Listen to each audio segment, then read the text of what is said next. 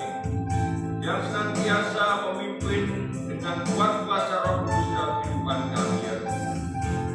Segala puji hormat Tuhan bagi Engkau. Kami siapkan hati kami Tuhan untuk bisa mendapatkan taburan-taburan benih firman-Mu. Kami mohon senantiasa kepada Tuhan, dengan firman-Mu Tuhan, biarlah kami bisa berbuah-buah bagi kebesaran dan kemuliaan nama Tuhan, menjadi berkat bagi sesama kami ya Tuhan. Terima kasih, sebab tanpa kami mendengar, kami tidak akan bisa melakukan. Tanpa melakukan, maka mendengar pun kami tidak ada gunanya. Sebab itu ajari kami untuk dengar-dengaran, yaitu mendengar, menyimpan, dan melakukan firman-Mu, supaya kebahagiaan kami nyata dalam kehidupan kami. Terima kasih, lanjut ibadah ini sepenuhnya kami serahkan dengan kuasa Tuhan. Tuhan Yesus memberkati kami semuanya. Kami yang siap mendengarkan firman Allah, di dalam nama Tuhan Yesus Kristus kami alaskan doa ini. Mari bersama-sama berkata, amin.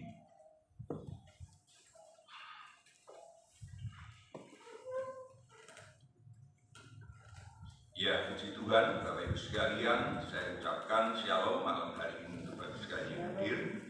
Shalom saudara. Mari kita kembali membaca firman Allah seperti firman Allah kemarin hari Minggu, yaitu mengenai korban tabisan saudara sekalian, di mana korban tabisan itu adalah domba jantan yang kedua yang harus diserahkan dengan cara yaitu dipotong, lalu kepalanya itu sekalian sebelum dipotong kepalanya harus ditumpangi tangan oleh Harun dan anak-anaknya, lalu dipotong dan darahnya itu dioleskan kepada telinga kanan, lalu kepada ibu jari tangan kanan dan ibu jari kaki kanan saudara sekalian ya. Kanan itu berbicara, saya katakan kemarin, berbicara kemenangan.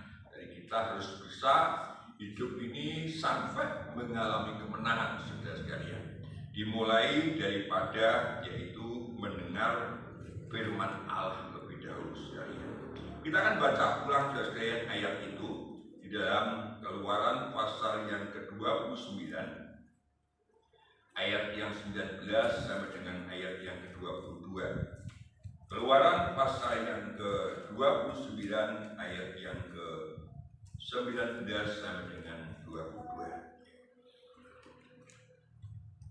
Keluaran pasal 29 ayat 19 sampai 22. Kemudian haruslah kau ambil domba jantan yang lain. Lalu haruslah Harun dan anak-anaknya meletakkan tangannya ke atas kepala domba jantan itu.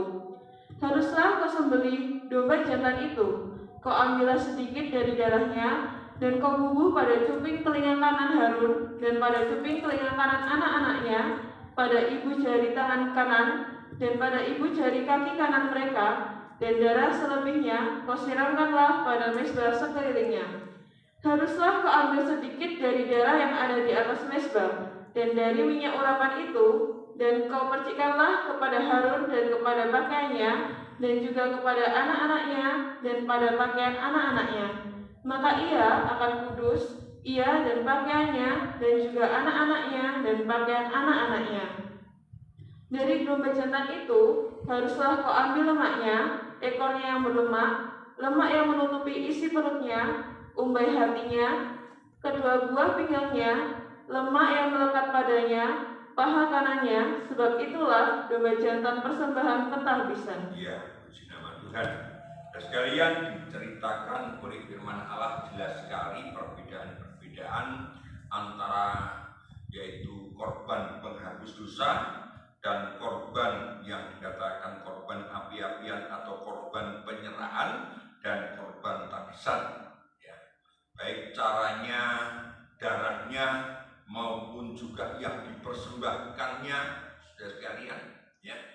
Kita kembali di dalam ayat yang dikatakan firman Allah ayat yang ke-20, bahwa domba jantan itu setelah disembelih maka diambil sedikit darahnya dan dibubuhkan.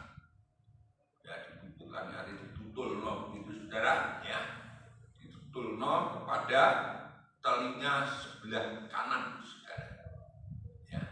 Dan ibu jari tangan kanan dan ibu jari tangan kaki kanan, saudara. Berbicara tentang mendengar, ya, mendengar, saudara sekalian. Sehingga di dalam yaitu TV ini saya sebutkan yaitu mendengar lebih lagi. Mendengar lebih lagi itu artinya lebih daripada mendengar, saudara. Ya, kalau di dalam terjemahan Alkitab bahasa rohani adalah dengar-dengar. Sebab tanpa mendengar maka tidak mungkin orang itu akan mengalami satu perbuatan yang baik. Tidak mungkin orang itu akan mengalami yaitu kehidupan yang baik. Saudara. Ya. Nah, mengapa sekarang orang itu mendengar tetapi kok tidak hidupnya baik? Karena cara mendengarnya salah. Saudara. Ya. Begitu cara mendengar itu salah, maka akan berakibat salah semuanya. Kita bisa mulai daripada kejatuhan manusia yang pertama, yaitu Adam dan Hawa itu. Ketika cara mendengarnya salah, maka dia berbuat kesalahan sehingga berakibat yang tidak bagus. Berakibat yaitu jatuh di dalam dosa. Saudara. Nah, sikap inilah yang harus ada dalam kehidupan saudara sekalian. Dan memang dikatakan oleh firman Allah, saudara sekalian, kalau kita itu mendengar itu berbahagia. Jadi mendengar saja itu berbahagia, tetapi suatu saat saudara sekalian tidak bisa mendengar firman Allah. Ya. Jadi suatu saat kita tidak bisa beribadah seperti ini, tidak bisa. Nah, bagaimana caranya? Firman Allah itu sudah menjadi pelaku kelakuan-kelakuan atau menjadi darah daging di dalam kehidupan kita. Disitulah yang akan membawa saudara sekalian atau saya ini bisa berbahagia. Coba kita baca di dalam Wahyu sekalian. Wahyu pasal yang pertama. Wahyu pasal yang pertama.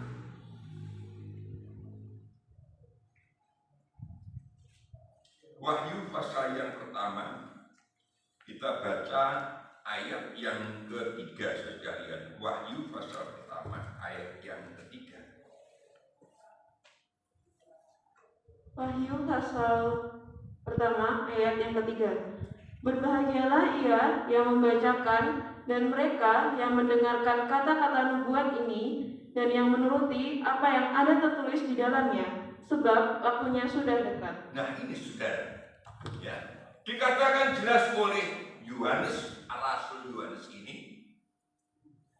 Rasul Yohanes ini adalah rasul yang menderita dan dia harus dibuang ke suatu pulau yang terpencil yang namanya Pulau Patmos. Tetapi justru di situ dia mendapatkan ilham, mendapatkan wahyu daripada Tuhan sehingga dia bisa menulis.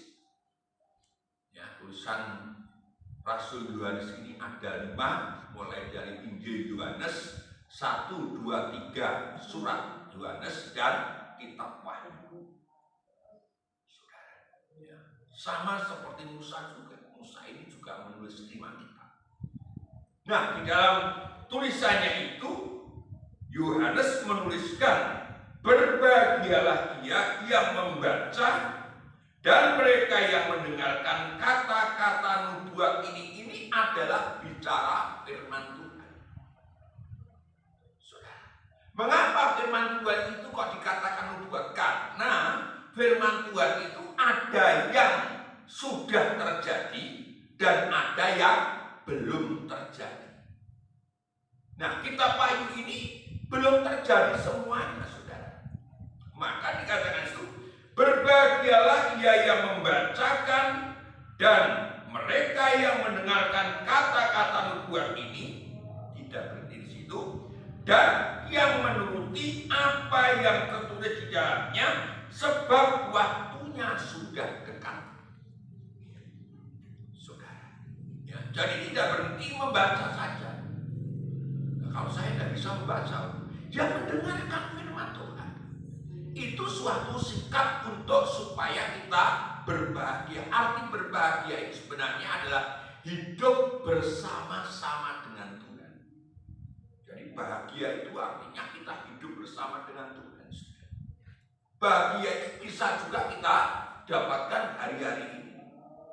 Kalau saudara sekalian atau saya ini bisa merasakan hadirat Allah di dalam hidup kita, pasti ada satu namanya kebahagiaan. Walaupun di tengah-tengah keadaan yang tidak memungkinkan, tapi firman Allah atau Roh Kudus itu sanggup membuat kehidupan kita berbahagia.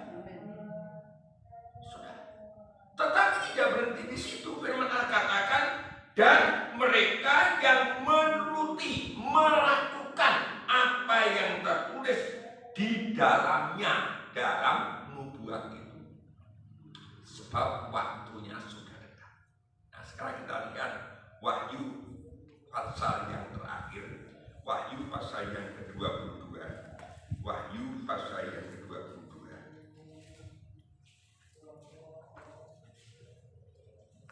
Ayat 18 sampai dengan ayat yang kita baca dulu saudara sekalian ya. Ayat yang 18 sampai dengan ayat yang 21. Wahyu pasal 22 ayat 18 sampai 21. Penutup. Aku bersaksi kepada setiap orang yang mendengar perkataan-perkataan nubuat dari kitab ini.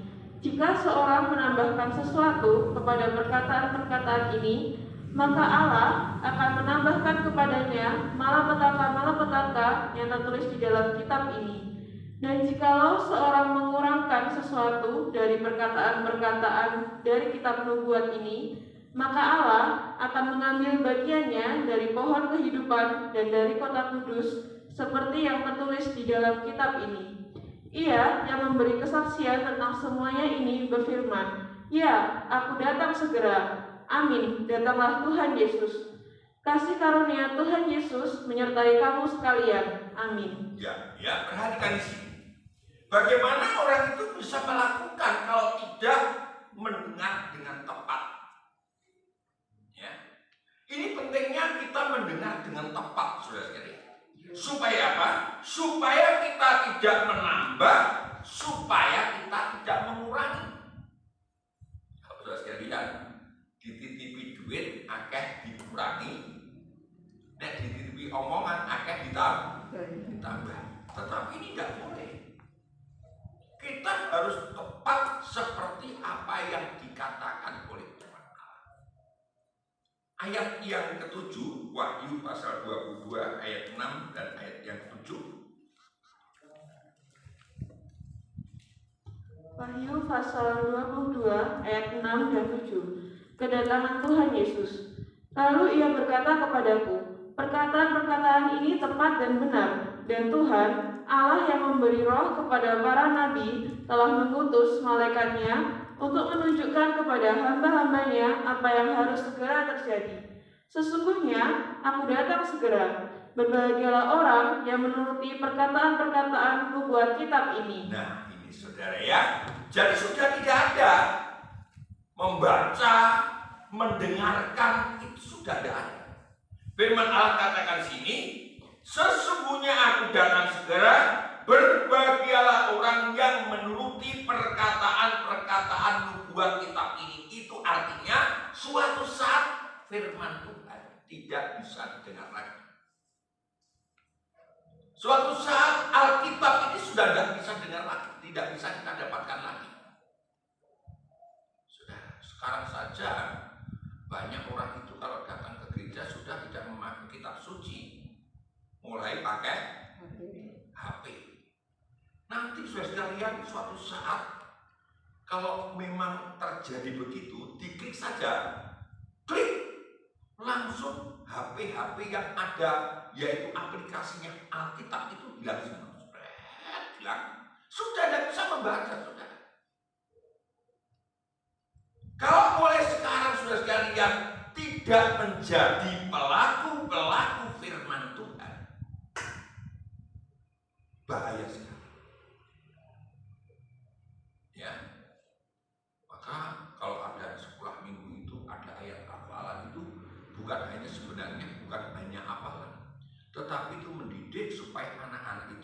saat dia bisa merekam apa yang didengar dan apa yang dibaca oleh anak itu. Kalau di sini sekalian masih Alkitab itu masih banyak. Walaupun sekarang mulai ada pengurangan seperti yang dikatakan Pak Desa, kita harus beli Alkitab ini supaya apa? Supaya LAI, Lembaga Alkitab Indonesia, tetap hidup. Sudah, ya. Memang aplikasi Alkitab itu juga ada yang dari LAI, tetapi ada yang tidak dari LAI. Sudah sekali. Nah itu sudah mulai bergeser nanti. Sudah sekali. Jadi kalau kita tidak berhati-hati, sangat bahaya sekali. Nah, firman Allah katakan di dalam ayat yang ketiga tadi, dikatakan waktunya sudah dekat. Tetapi di dalam Wahyu pasal 22 ini dikatakan aku datang segera. Artinya apa? Artinya masih ada kurun waktu yang bisa kita perbuat. Ya. Masih ada waktu yang bisa kita perbuat. Artinya kita memang harus bisa menggunakan waktu-waktu yang ada ini untuk sungguh-sungguh menjadi pelaku-pelaku firman Tuhan.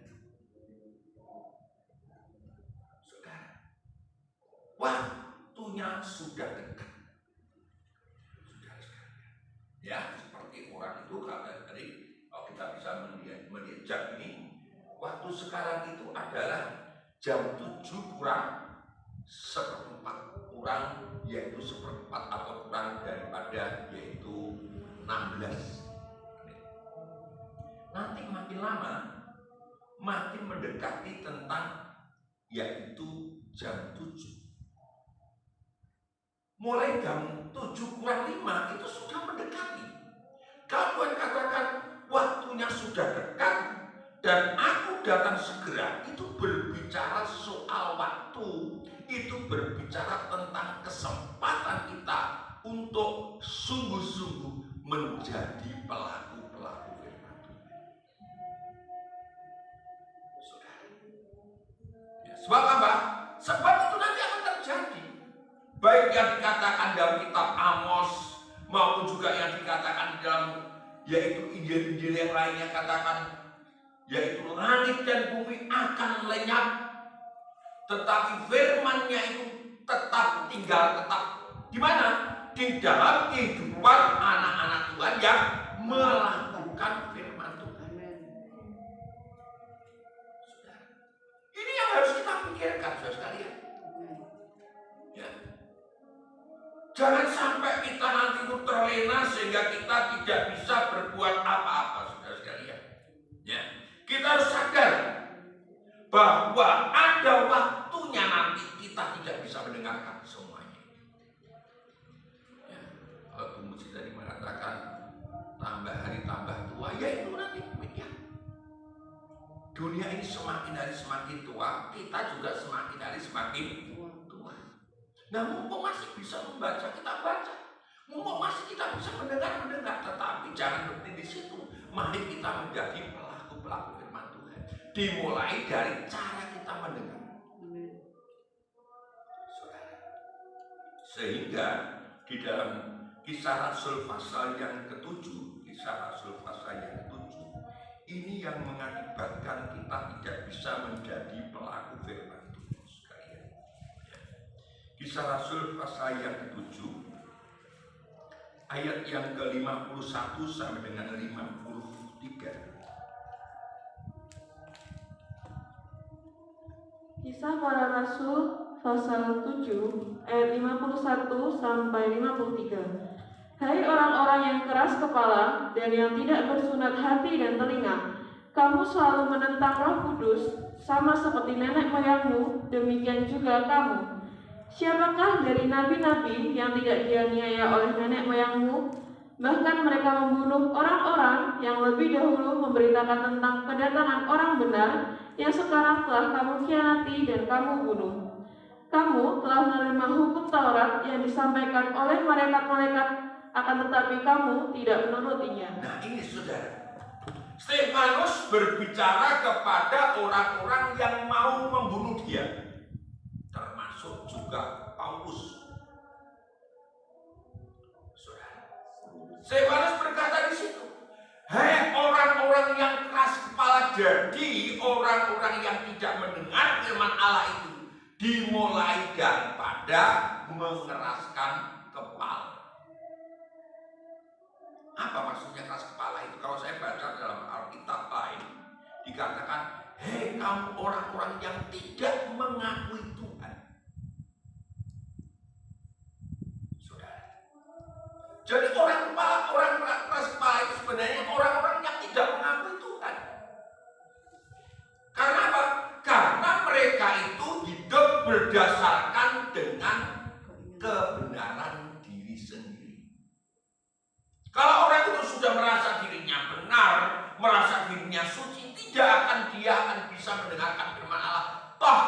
Kalau dia mendengarkan, maka dia akan seperti jalan, saudara. Artinya ini.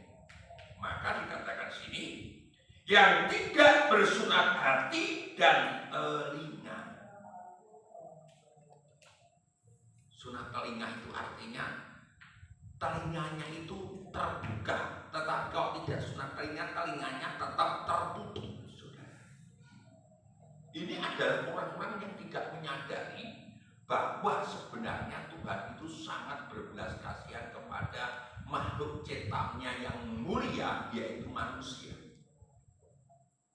Maka saya katakan tadi, berbicara waktu yang sudah dekat dan aku datang segera itu berbicara tentang kemurahan Tuhan.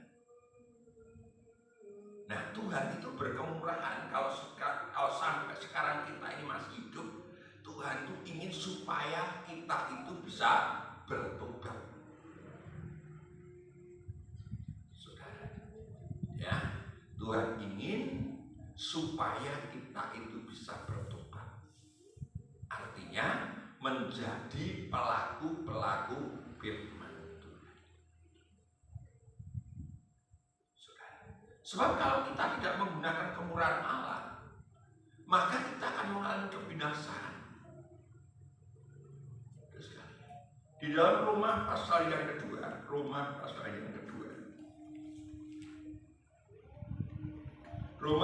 yang kedua ayat 4 sama dengan ayat yang ke-11.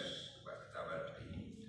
Roma pasal yang kedua ayat 4 sama dengan ayat yang ke-11. Ya. Roma pasal 2 ayat 4 sampai 11. Maukah engkau menganggap sepi kekayaan kemurahannya, kesabarannya, dan kelapangan hatinya? Tidakkah engkau tahu bahwa maksud kemurahan Allah ialah, maaf saya ulangi,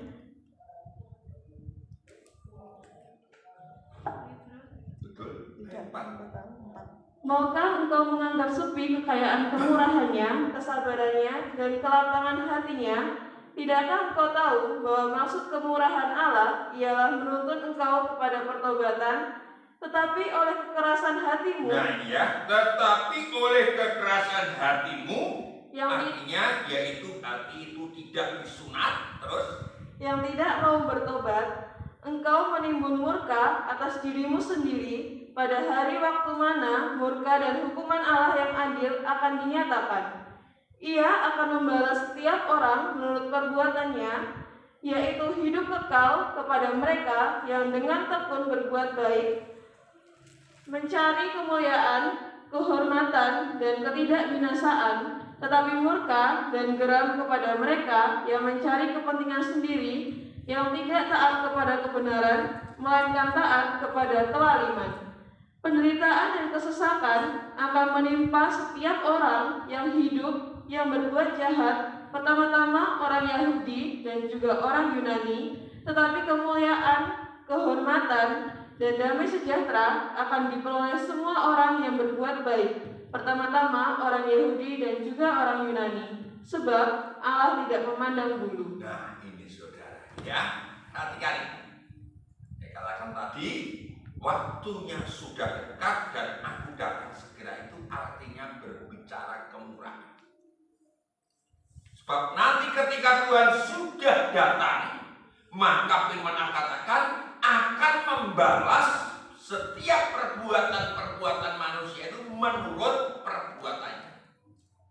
Jadi sebelum Tuhan datang sebagai raja di atas segala raja, sebagai hakim di atas segala hakim, maka kita masih diberi kesempatan, saudara sekalian, untuk menjadi pelaku-pelaku firman Allah, yaitu mendengar lebih dalam lagi. Supaya apa? Supaya kita itu selamat. Saudara, seringkali kita tidak mau menggunakan ini, saudara. Dikatakan ayat yang keempat, maukah engkau menganggap sepi kekayaan kemurahannya? Jadi banyak manusia yang meremehkan kemurahan Tuhan. Tuhan itu kan maha murah. Kalau aku berdosa lalu aku nanti minta maaf, minta ampun, Tuhan berkemurahan untuk mengampuni saya. Betul. Selagi kita masih bisa menggunakan waktu itu untuk bertobat. Tetapi ketika kita berbuat salah dan ketika kita mendapatkan hukuman, kita tidak sempat menyelesaikan masalah itu. Itu bahayanya, saudara. Ya, dikatakan di sini, maukah kau menganggap sepi kekayaan kemurahannya, kesabarannya, dan kelapangan hatinya? Tuhan itu kurang apa sih, saudara sekalian? Ya, kita berbuat salah, kalau kita mengaku, Tuhan ampuni. Saudara, untuk bisa mengaku ini adalah ketika kita mendengar firman Allah dan firman Allah itu mengerjakan hidup kita. Saudara, tetapi kalau dituliskan di sini ini, itu berarti masih ada kehidupan-kehidupan yang tidak mau bertobat. Kehidupan-kehidupan yang tidak bertobat itu dikatakan yaitu orang-orang yang melakukan, ayat 8, tetapi murka dan geram kepada mereka yang mencari kepentingan sendiri. Nah, ini ciri orang yang tidak melakukan firman Allah itu, dia melakukan untuk kepentingan diri sendiri. Sebab kalau melakukan firman Allah itu untuk kemuliaan Tuhan, saudara. Jadi kita bisa melihat, ketika saya melakukan sesuatu itu untuk kepentingan saya, apakah itu kepentingan untuk kemuliaan Tuhan? Itu bisa sudah sekalian perhatikan baik-baik. Tidak usah kita menghakimi orang lain, tapi sebenarnya kita bisa melakukan itu untuk diri sendiri. Parameternya, caranya mengukur bisa kita ukur sendiri. Hari ini apa yang saya lakukan, apakah itu untuk kepentingan saya? Apakah saya melakukan firman Tuhan? Saudara, luar biasa ini sebenarnya. Dikatakan situ, yang tidak taat kepada kebenaran, melainkan taat kepada kelaliman atau kepada kejahatan. Nah, jelas toh ya? Jelas. Kita mengarahnya itu jelas. Kita bisa menilai. Ya, kita bisa menilai diri kita sendiri. Jadi rapot itu tidak usah dibuat oleh guru, tapi rapot itu bisa kita buat sendiri. Sagelemi saudara, karena saya mudah itu ya, wah berbuat hari ini tak kasih nilai 9. Tapi Tuhan itu tahu nilai 9 itu hapus. Nah, masih ada kesempatan kemurahan Tuhan. Ya, jemaat-jemaat yang dikasih Tuhan, yang tidak bisa hadir, yang mendengarkan lewat Facebook, ya, bisa kita itu melihat, mengukur tentang ketaatan kita kepada firman Tuhan. Saudara sekalian, bisa. Karena firman Allah ini jelas menuntut kita kepada hal yang baik. Tetapi ketika kita mulai, maka firman Allah dikatakan, barang siapa yang mengurangi akan mendapatkan hukuman, barang siapa yang menambah pun akan mendapat hukuman. Sehingga Yosua itu sekalian, panglimanya Tuhan itu dikatakan, jangan kamu menyimpang ke kanan atau ke kiri, supaya kamu beruntung kemana saja engkau pergi. Jadi kalau kita tepat melakukan firman Allah, sebenarnya tidak ada masalah-masalah yang tidak bisa terselesaikan ketika kita tepat melakukan firman Allah. Di situ sebenarnya kita ada di dalam jalurnya Tuhan. Dan saya sangat percaya ini.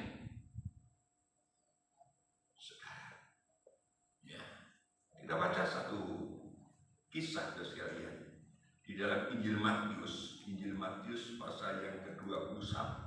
Injil Matius pasal yang ke-21.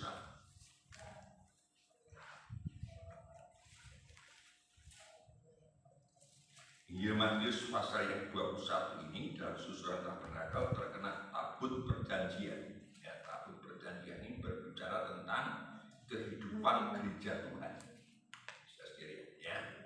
Gereja Tuhan, yaitu kehidupan yang dibuat dari kayu penaga tetapi dilapis oleh emas luar dalam. Artinya kedagingan itu tidak ada lagi, karena sudah disalut dengan kemuliaan yang datangnya daripada Tuhan. Ya. Kita baca ayat yang ke-28 sekalian. Ayat yang 28 sampai dengan ayat yang ke-32. Injil Matius pasal yang ke-21 ayat 28 sampai dengan 32. Injil Matius pasal 21 ayat 28 sampai 32. Perumpamaan tentang dua orang anak. Tetapi apakah pendapatmu tentang ini? Seorang mempunyai dua anak laki-laki. Ia pergi kepada anak yang sulung dan berkata, "Anakku, pergi dan bekerjalah hari ini dalam kebun anggur." Jawab anak itu, "Baik, Bapak," tetapi ia tidak pergi. Lalu orang itu pergi kepada anak yang kedua dan berkata demikian juga. Dan anak itu menjawab, "Aku tidak mau." Tetapi kemudian ia menyesal lalu pergi juga. Siapakah di antara kedua orang itu yang melakukan kehendak ayahnya? Jawab mereka, "Yang terakhir." Kata Yesus kepada mereka, "Aku berkata kepadamu, sesungguhnya pemungut-pemungut cukai dan perempuan-perempuan sundal akan mendahului kamu masuk ke dalam kerajaan Allah. Sebab Yohanes datang untuk menunjukkan jalan kebenaran kepadamu, dan kamu tidak percaya kepadanya. Tetapi pemungut-pemungut cukai dan perempuan-perempuan sundal percaya kepadanya. Dan meskipun kamu melihatnya, tetapi kemudian kamu tidak menyesal dan kamu tidak juga percaya kepadanya." Nah, ini saudara ya, jelas sekali dikatakan di sini ini betapa pentingnya kita melakukan. Saudara, ini adalah suatu kisah yang sangat luar biasa. Saudara sekalian, dikatakan di sini ada seorang ayah, tentunya karena di situ ada bapak, ya, mempunyai dua anak, yaitu sulung sama bungsu.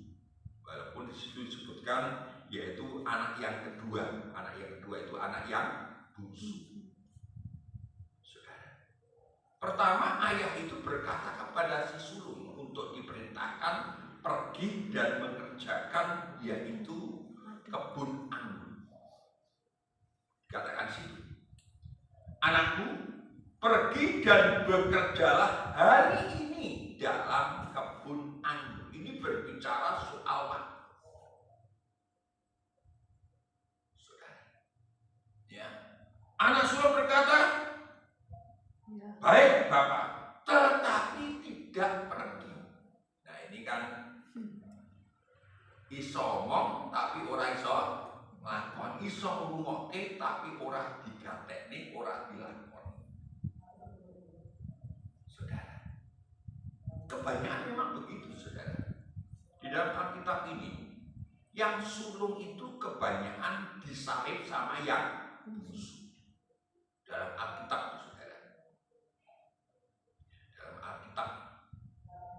Dan Alkitab itu mulai dari yaitu Kain. Tetapi yang diterima Tuhan adalah korbannya Habil. Lalu Esau yang sulung, yang dikasih Tuhan adalah Yakub.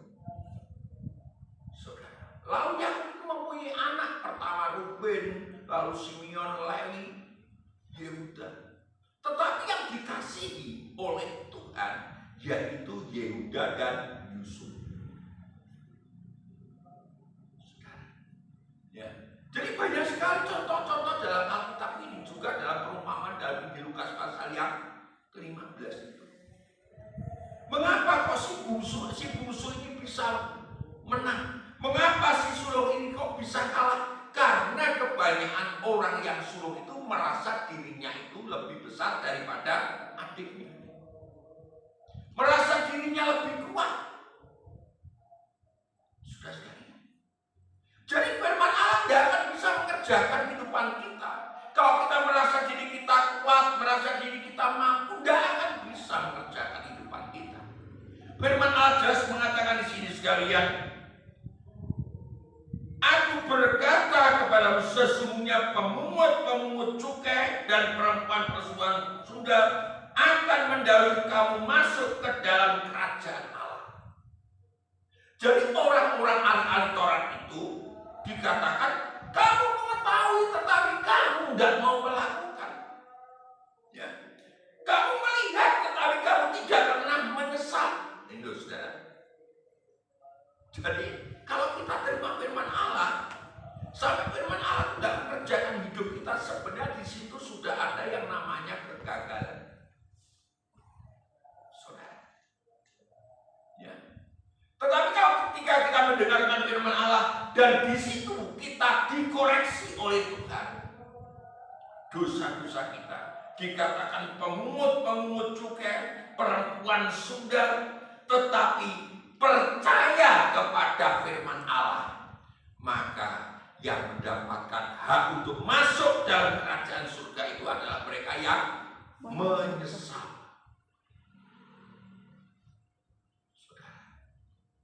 Kalau sudah sekalian bisa menangis kepada Tuhan dengan firman Allah yang saudara terima, maka tangisan-tangisan itu akan membuat saudara sekalian kuat ketika kita menghadapi ujian. Aduh, aku pernah nangis masalah ini, Tuhan menyentuh hati saya, sehingga ketika kita itu mau melakukan sesuatu, kita ingat itu. Tetapi kalau kita tidak bisa melakukan hal-hal yang sebenarnya harus kita lakukan, itu adalah satu kebahagiaan, satu keadaan yang bahaya di dalam kehidupan kita. Ini kan juga merupakan satu perlombaan.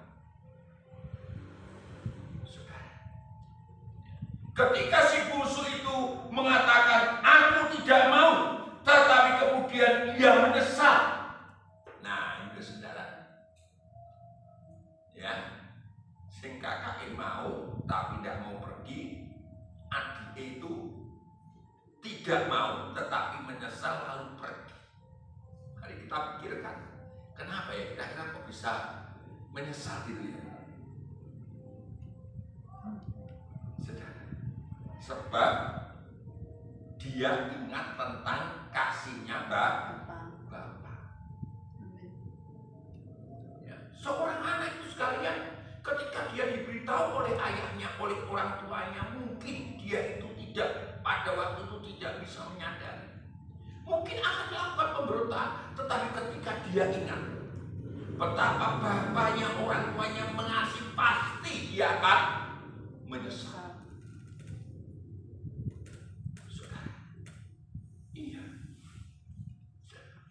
Semuanya pasti bisa merasakan itu. Ya, saya katakan kepada Pak ini, sekarang kamu mulai belajar bagaimana susahnya mencari uang. Saudara, kalau capek kerja sih biasa saudara. Lebih baik mana saudara sekalian? Capek kerja atau capek cari kerja? Enak mana saudara sekalian? Enak capek kerja. Saudara, iya. Ya. Kalau kita capek cari kerja sekalian, bisa stres kita. Tapi kalau capek kerja, ya kita berhenti dulu, lalu kerja lagi. Saudara. Nah, mari kita belajar begitu, saudara. Kita belajar sekarang itu, mari kita belajar merespon firman Allah sehingga firman Allah itu mengerjakan hidup kita dan kita siap untuk melakukan firman Allah. Maka di situ nanti pasti ada yang namanya kebahagiaan. Saudara. Jadi kalau kita lihat ayat atasnya, ayat bawahnya itu berbicara tentang keadaan gereja, keadaan anak-anak Tuhan, bahwa memang di situ itu harus ada yang namanya pertandingan untuk melakukan firman Tuhan. Saya juga sedang bertanding, saudara. Bukan hanya saudara, kalau mana nggak usah bertanding. Enggak, saya juga bertanding. Ya, saya bertanding dengan Ibu Gembala, sekarang bertanding dengan Pak. Ya, kita semua sedang bertanding. Betapapun dalamnya dosa saudara sekali, dikatakan sini, ya. Aku berkata kepadamu, sesungguhnya pemungut-pemungut cukai dan perempuan-perempuan sundal akan mendahului kamu masuk ke dalam kerajaan Allah. Sebab Yohanes datang untuk menunjukkan jalan kebenaran kepadamu, dan kamu tidak percaya padanya. Tetapi pemungut-pemungut cukai dan perempuan-perempuan sundal itu percaya kepadanya. Jadi ukurannya bukan, oh kamu orang berdosa, bukan. Ukurannya bagaimana kita merespon firman Tuhan. Begitu kita bisa merespon firman Allah, dan begitu ada satu penyesalan, dan begitu kita melakukan satu tindakan, maka hasilnya sangat dahsyat dan luar biasa. Sudah sekalian bisa lihat contoh-contoh bagaimana perempuan sundal yang diberkati Tuhan setelah dia bertobat. Sudah sekalian bisa melihat pemungut-pemungut cukai yang diberkati Tuhan setelah dia bertobat. Kayak Matius, ya, sama Tuhan, ikutlah, langsung dia tinggalkan. Kayak Sakeus, kayak perempuan sundal, yaitu dalam Injil Lukas pasal yang ke-7 dan Yohanes pasal yang ke-8. Itu adalah perempuan-perempuan kehidupan manusia yang berdosa, tetapi dia mau bertobat, menggunakan waktu untuk bertobat. Maka di situ Tuhan berbelas kasihan, dan Tuhan itu sangat menaruh hatinya Tuhan kepada perempuan-perempuan atau kepada orang-orang yang berdosa.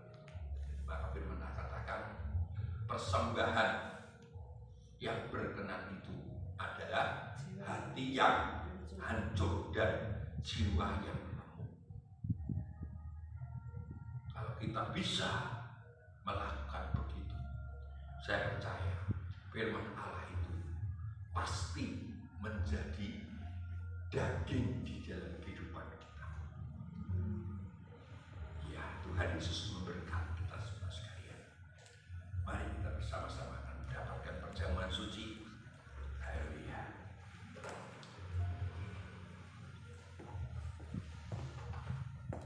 Terima kasih kepada Tuhan.